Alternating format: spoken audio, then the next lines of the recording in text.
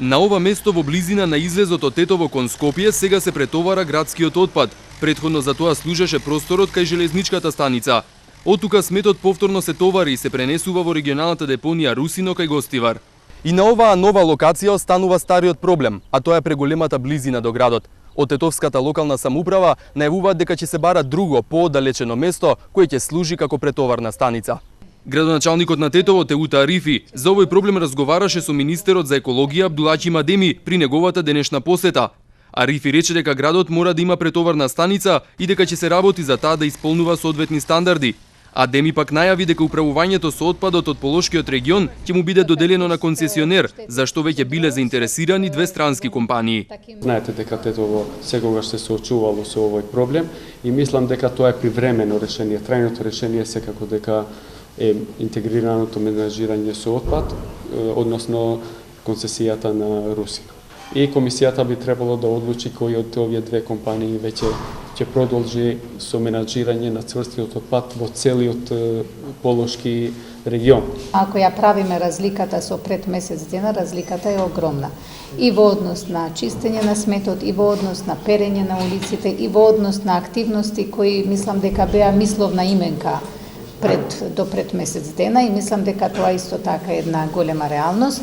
Меѓу другото, значи, разговаравме и ги покажавме нашите идеи во однос на направење на транзитна депонија која ќе биде транзитен центар фактички, кој ќе биде по сите нишани, кој ќе биде по стандарди и мислам дека брзо ќе успееме и тука да направиме решение. Значи ги бараме решенијата да бидат во рамките на законот и во рамките на стандардите за животната средина. Граѓаните на Тетово со кои поразговаравме сметаат дека покрај надлежните за почист град се одговорни и самите. Многу чисти е. Чисти е, нема каде, види, све. Кај ќе предеш, чисто ќе, али чисти или не чисти. А зошто не е чисто?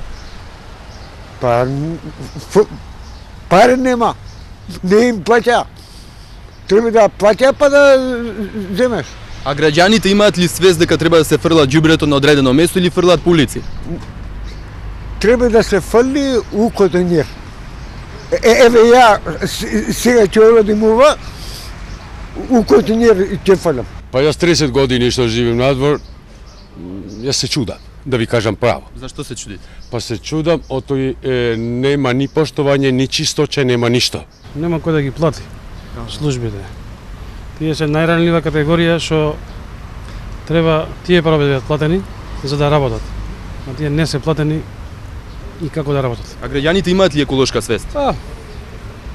И таму. Како кој? Покрај за депонирањето на отпадот, Адеми и Арифи разговарали за проблемите со водоснабдувањето и управувањето со отпадните води, како и за прогласувањето национален парк на Шарпланина.